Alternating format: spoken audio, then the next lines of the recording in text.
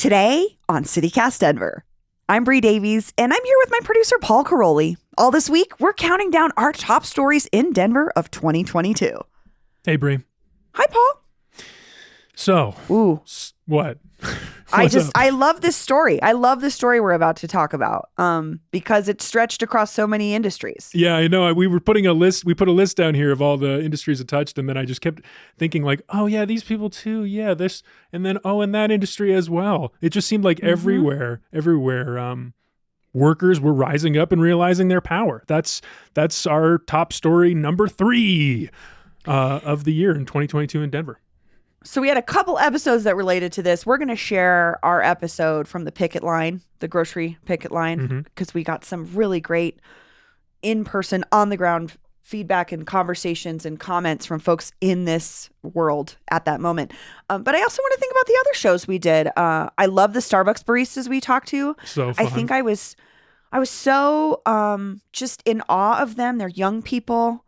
I can't imagine, I worked for a family-owned company as my first job, but my second job, I think I was 15 or 16, and I was working for a big toy store company. I can't imagine how amazing that would feel to be able to rise up with my coworkers and push for better wages. And I was so impressed by talking to these people.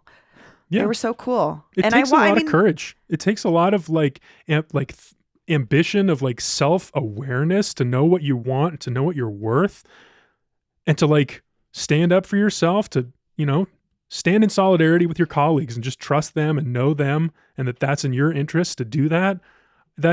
So much respect for that. I have so much respect for that, and it was great to see that this year in Denver. Yeah. So we also talked to the union representative, Kim Cordova. She was awesome. Again, a really powerful person, really good at galvanizing workers and helping them, supporting them know their power. Because this is the thing, folks are leveraging their every day. They're leveraging their jobs. When you work paycheck to paycheck, it's so different.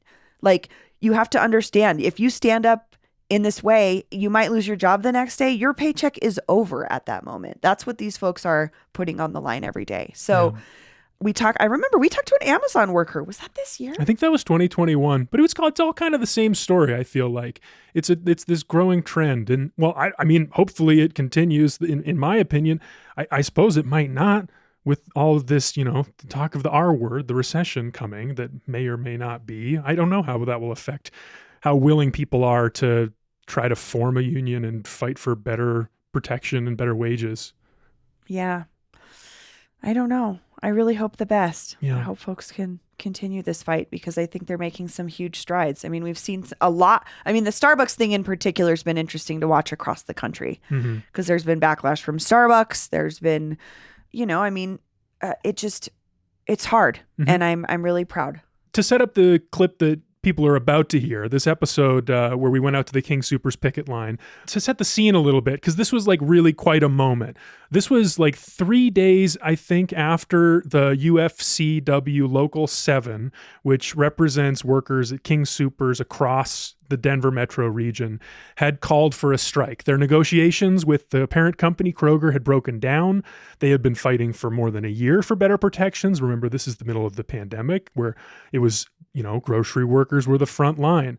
So then 8,000 people across the metro area say, no more, we're done working, we're going out, we're standing outside of our stores, we're going to protest, we're going to tell people not to shop here. And the whole city was talking about this. It had divided the whole city. King Soopers is such an important cultural institution here, beyond even the economic relationship of that's where we buy our food. But we were both fired up, and then we just decided to go out and visit our local King Soopers. But, people are about to hear that. Yeah, I love this episode. I do too. It's a great memory. Let's get to it.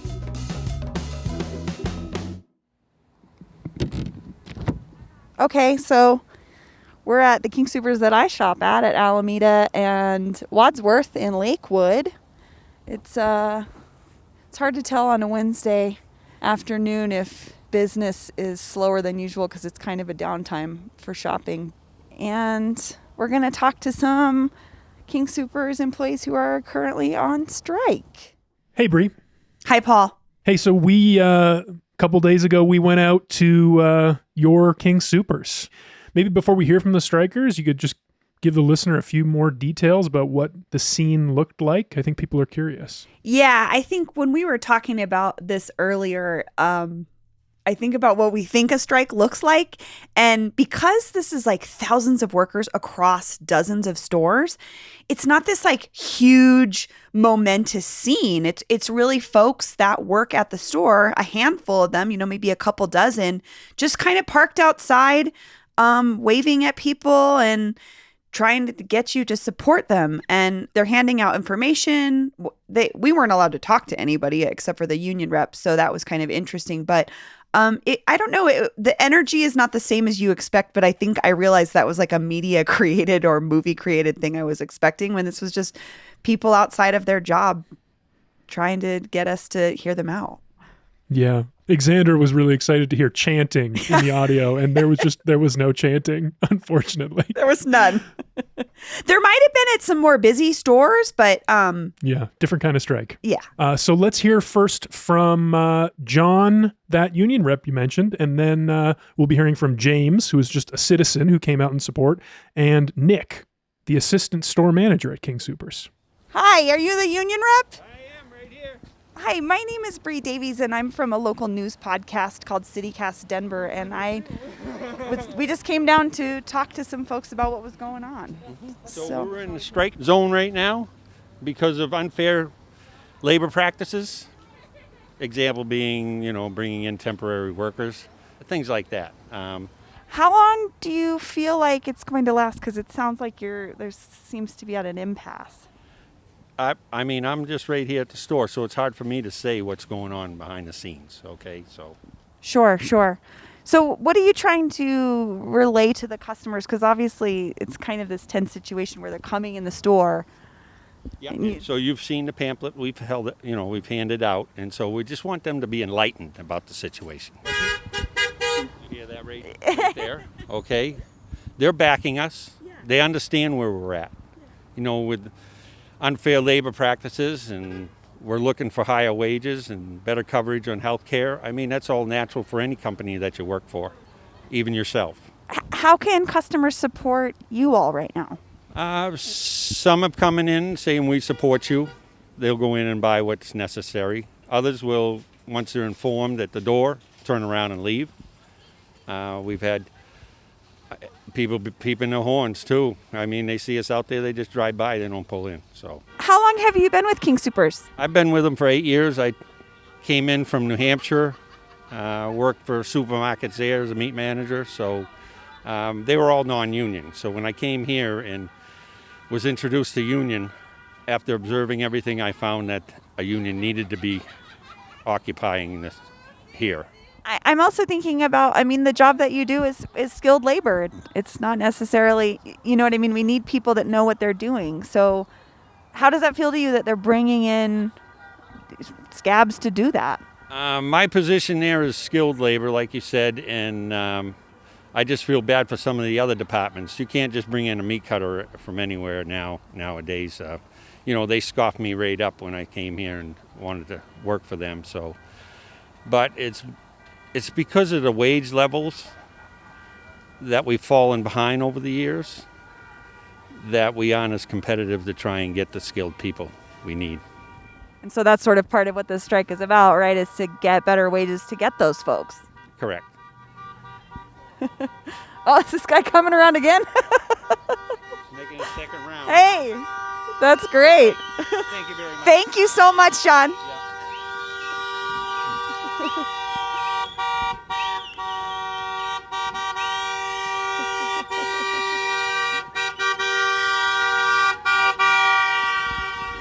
So first of all, could you tell me your name? James.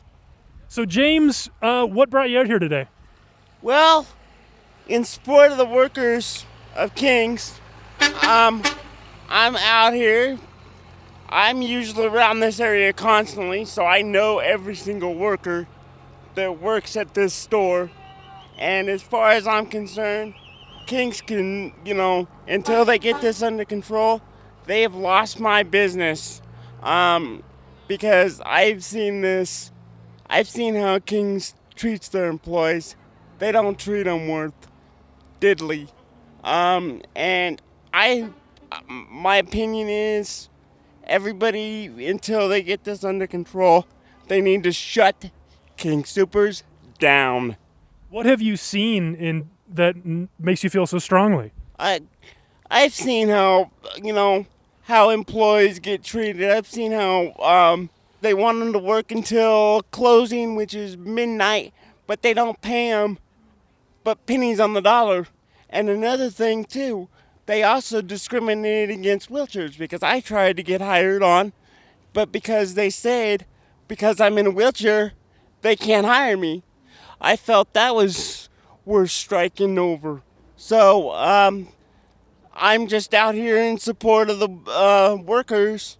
Now, we're out here. We've seen a few other people go, and we've seen customers walk past the strikers. What would you hope those people understand about what's happening out here? I hope they understand that that they're going to get less service until they get this under control, because management is the one that's controlling everything in there. So it's going to be longer lines and a lot longer wait period, because everybody is out here in support of the workers. So I hope that they realize that there's Walmart, there's Safeways, they can go other places. I don't understand why they have to go to King's until this gets under control. So, excuse me, sir. Hi, we're a couple of journalists covering what's happening out here. Do you have a second to talk? It depends on what you need. We're just asking people how they feel about what's happening. Can't really comment too much on that. Okay. We'll start with something easy then. Can you tell me your name? Nick, So, Nick, what brings you out to King Supers today? I'm an assistant store manager. I'm just helping here. So, how do you feel about the strike? I mean, it's their right to strike. Hopefully we can get it over soon, but we just have to see. So what? So you work for King Supers. You're here working. Mm-hmm. Yes. So do you understand why they're doing it? Like the unfair labor practices they're talking about? So the unfair labor practices are in reference to King Supers hiring like temporary labor workers to come into the stores and help. And they're calling it, the union is calling it a breach of contract, but it's really not. It's actually in their contracts that they can bring in people like this. But maybe it doesn't feel good. True. I can see from their point of view. Like I said, it's their right to strike. So Yeah. Now, we've heard some stuff about King Supers and like the unfair labor practice, some of the details.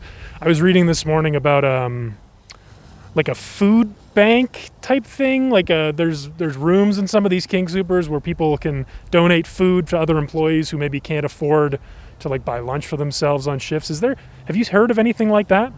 most King Supers do have something like that available. Like a food pantry or a food bank. They just kind of keep it upstairs in the break room for them. So there's usually just like snacks, kind of like simple, easy prepared meals for them. That way, like you were saying, if they can't afford it, there's something available for them.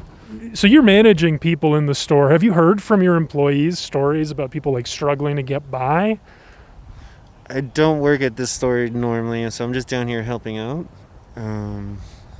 Where I'm from, no, not normally. I don't really, nothing I've ever heard of before. What do you think our listeners should know that they wouldn't hear from the strikers? I would listen to both sides of the story, not just what the union's putting out there, but what our president is putting out there too, Joe Kelly. Just be informed on the facts and, make your decision for yourself. Okay. Well, thanks, Nick. Appreciate your time.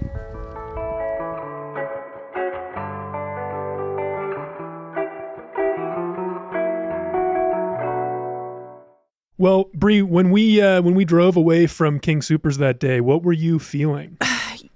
I started thinking a lot about the role of the grocery store in our community. And I've grown up a King Soopers shopper my whole life. Like we didn't go anywhere else but King's. And I was thinking about how they employ people of all ages. That's something that you rarely see in a lot of workplaces. Generally, the demographics represented are a lot of the same. And at the grocery store, you see every kind of person. Yeah, it's a lot of people's first job. It's a lot of people's last job. Yeah, exactly. I mean, it's some people's only job. And also that job stability was something I thought about, seeing the same people working at my grocery store for decades.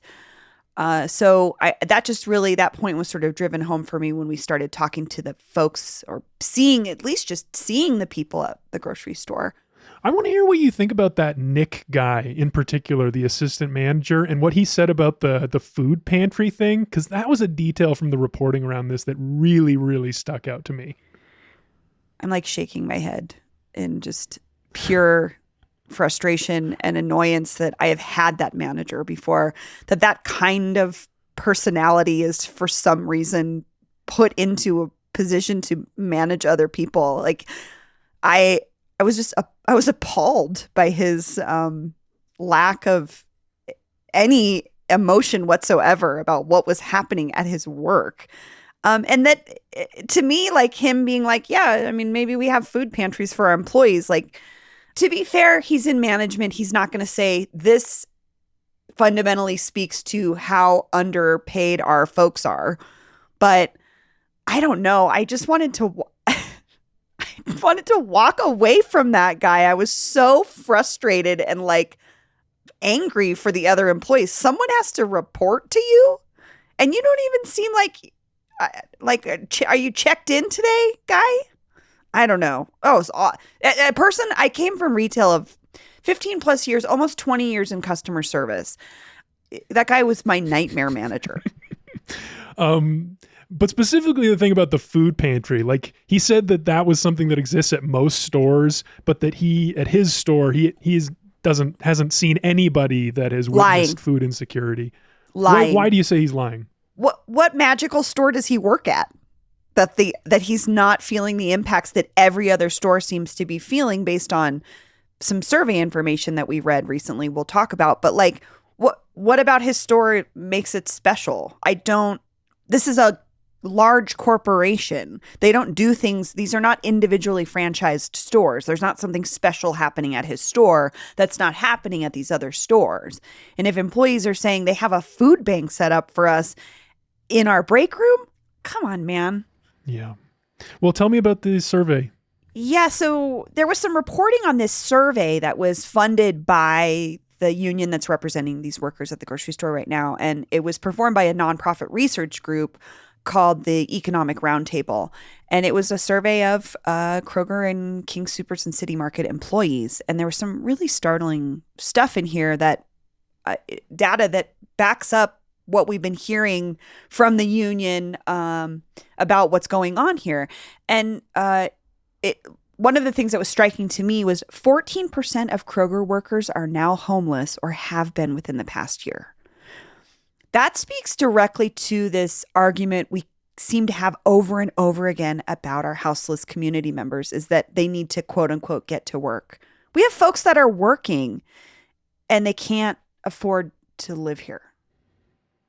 Yeah. I mean, I think about the Queen Soopers in Capitol Hill. Like, if you're making $16 an hour, the starting wage, what would be the starting wage based on the company's most recent offer, how could you possibly afford to live anywhere close to Capitol Hill? Absolutely. It doesn't work. It doesn't make sense. Well, and it's like making me think about a different picture of Denver. When I lived in Capitol Hill in the late 90s, a ton of my, like the workers that I interacted with at Queen Soopers when I went there lived in my neighborhood, lived in buildings right near me. And that has changed a lot. And again, I don't know. That's where we talk about community and what it means to literally work in your community and be around the people that you see on the street every day. I don't know. That's all just part of being a human and living in a city that I think is lost sometimes when we talk about housing issues. Yeah. Well, I have to say one thing. Nick encouraged us to listen to both sides, and we have not really featured much of what the company has been saying on our show this week in our coverage of the strike. So I wanted to correct that. I pulled a couple of statements and a couple of numbers from the company's most recent offer to the union. So here's one. King Soopers president Joe Kelly said in a recent statement that the UFCW Local 7 is, quote, putting politics before people and preventing us from putting more money in our associates' pockets. He's obviously referring to their most recent offer, which was $170 million over the next 3 years, which would include wage increases and something called ratification bonuses for all associates. I don't really know what that means, and that like big number divided by a lot of people, kind of hard to understand what that would be. But according to the Colorado Sun, the new offer would pay a full-time checker with 5 years of experience. It would increase their hourly rate by $1.50 to $21.01 per hour. And that same checker's wage would increase to $22.61 per hour by 2024. So, I don't know. I mean, that is more money. Yeah, but is it enough to live? I mean, that's when we get down to it. Something else I think about with this conversation about the strike and the union and King Soopers in particular is this is a local picture of a larger problem. Like, we have not seen wage increases across industries for a long time. So hopefully that's something that maybe will get the ball rolling in other industries too. It's like, it's just not enough. And unless we can tackle things like housing costs and the cost of transit and these other basic things, other industries are going to have to get with it too. People cannot sustain on the wages that they currently are trying to live on. And I don't know. It's just, to me, it's a smaller picture of a larger problem. Well, we got one more thing for you all today. Bree, after you and I left your store, I was feeling curious about the people who worked at my store. So I stopped by my local King Soopers. Same scene there. Various people standing with signs, picketing. Is this on Leetsdale? Monaco and, okay. Mm-hmm. The corner of Leetsdale. Totally. Okay. Mm-hmm. It's getting a picture. Yep. I didn't actually recognize any of the people that were picketing outside my store. I don't think it was, maybe it was people who work different hours than I normally go, but I don't know. I don't know what the story was there, but I did recognize the strike captain that they directed me to speak with. Turns out he's sort of a friend of a friend, someone I know secondhand through JD Lopez, who's contributed to CityCast in the past. He's a stand-up comedian named Andreas. That's how I know him, but turns out he's also been a King Soopers employee for 12 years. And he was out there leading this group of strikers. So we're going to hear my conversation with Andreas. My name's Andreas. I'm the strike captain for this store, King Soopers 10 at Monaco, 890 Monaco. We're out on an unfair labor practice strike. Do you know what that is? Tell me about it. So an unfair labor practice strike, unlike a regular strike vote that the union members are accustomed to, we got to go out because we voted on it due to the fact that the company was giving our bargaining work to outside people that weren't in the union. So they're giving it to gig workers. I think some people call them scabs. Scabs, yeah. Well, these guys were just temps that didn't know. The guys in the store right now are indeed scabs, yes. How does that feel knowing someone's in there doing your job? Honestly, it's kind of dumb, because we're here ready to work. We want to work. It's never been an issue of not wanting to work, but we're not getting the proper protection and respect from the company right now to be in those stores, and it's messed up because they're paying those scabs in there $18 an hour, and with a straight face telling people that $16 an hour starting is the best deal ever. That's insane to me that they can tell us, they're going to pay $18 so they can try to trick us into taking $16 at the bottom, when minimum wage is only 13 cents less than that.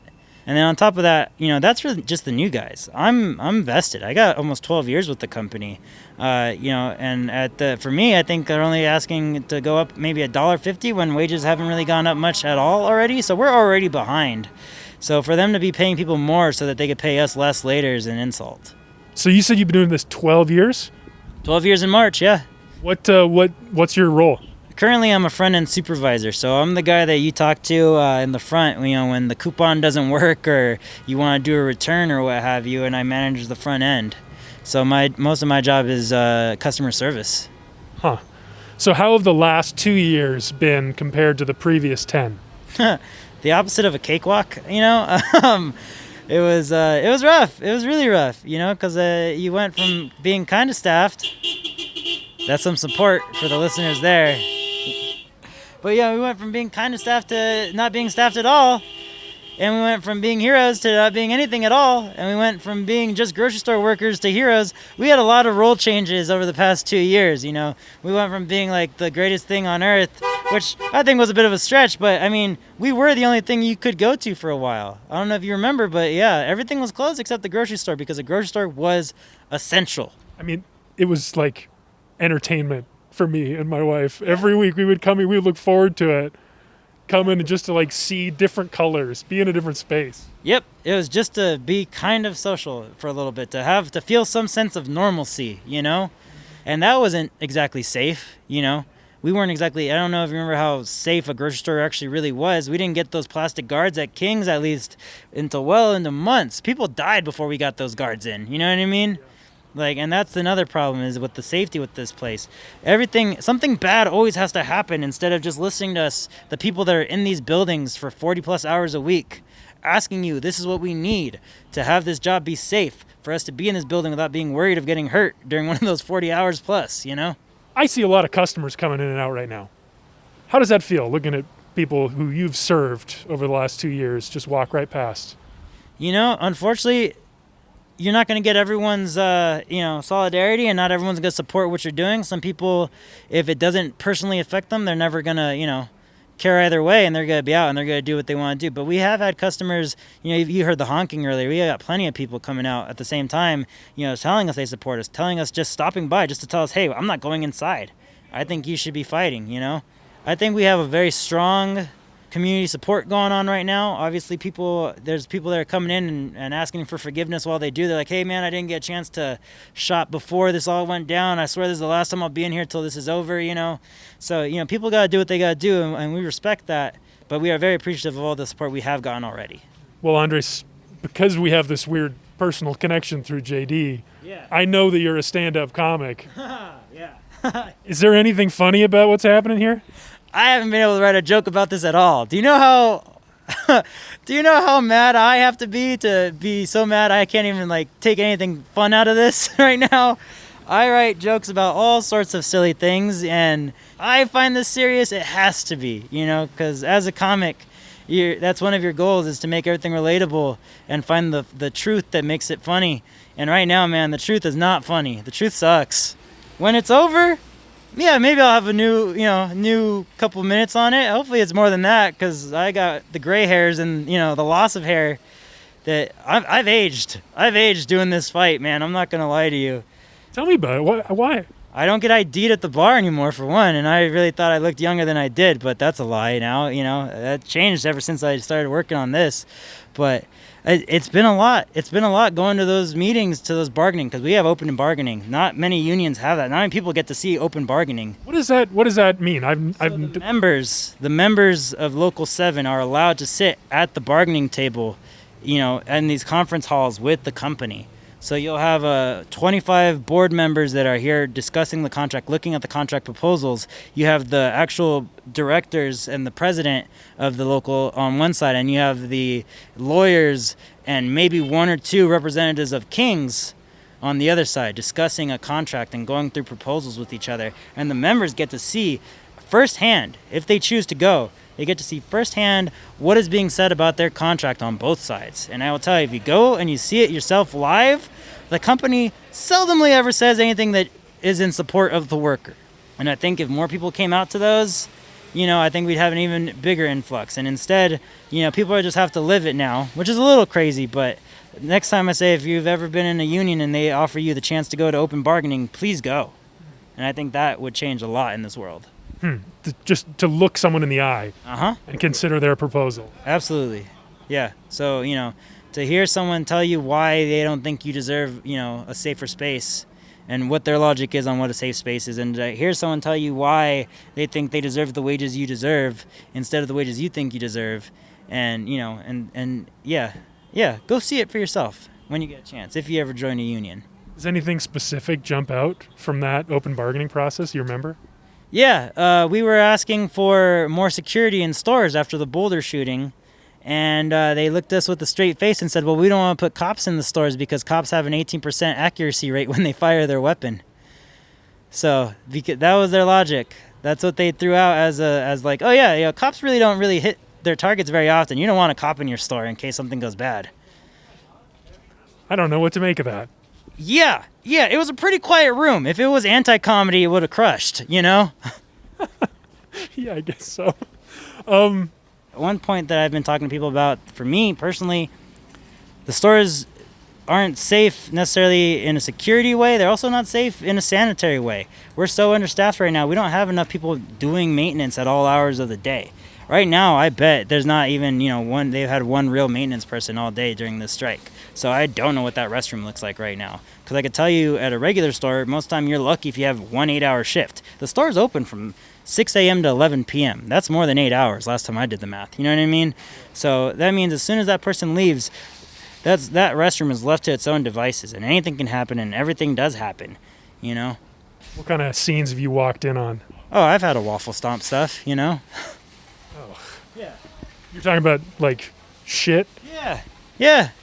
You see all sorts of crazy stuff in a restroom at a grocery store. And if you haven't, I am really glad that you've never had to use a grocery store restroom, Yeah, I feel like a lot less of that stuff would happen if we were properly staffed. And the only way to get properly staffed is to properly pay, Yeah. I want to hear about how this is affecting you personally. Like, this going on strike, not doing your job, coming out here and standing in solidarity with your coworkers instead. What does this mean in your life? The line was made in the sand. Obviously, like if you're a member and you're crossing right now, it's going to be hard going back, because there's always going to be people that cross the picket line, unfortunately. This isn't going to be a 100% thing. There's going to be people that have, their own life choices to make. Some of them make sense to me if they say them out loud, and other ones I'm like, it just sounds like you didn't want to be out on a picket line, man, fighting for this. I feel like I'm losing friends over this when it's all over, once the dust settles. I'm more pro-union now than I ever was before, I'll tell you that. Watching this all unfold, it was like, if we didn't have a union, they would have trampled all over us.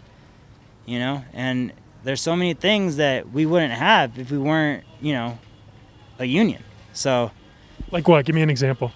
So right now, the company cannot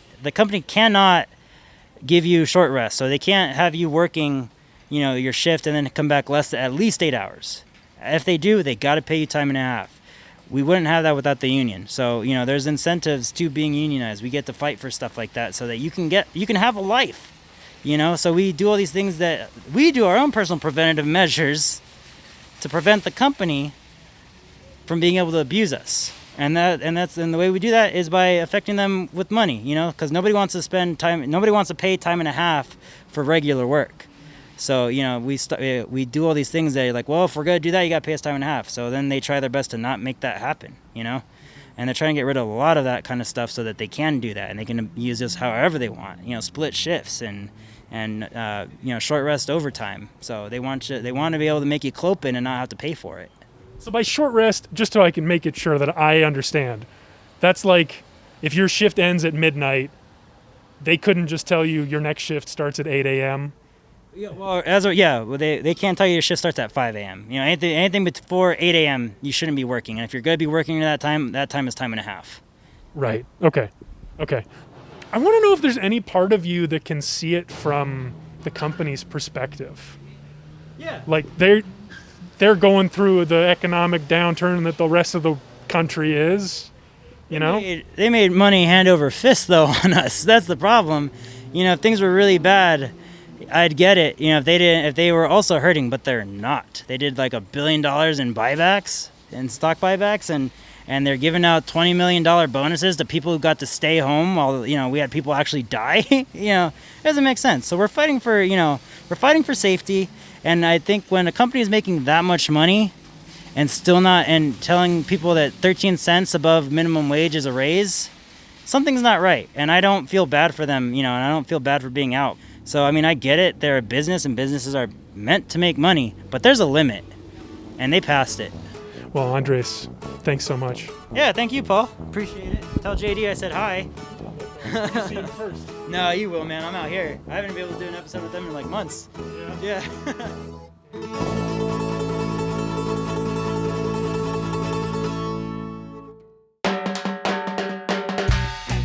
That's all for today here on CityCast Denver. If you enjoyed the show, why not take a minute to tell a friend about us? Rate the show wherever you get your podcasts and subscribe to our morning newsletter, Hey Denver, by texting Denver to 66866. We'll be back tomorrow morning with more of our top stories of the year. See you later.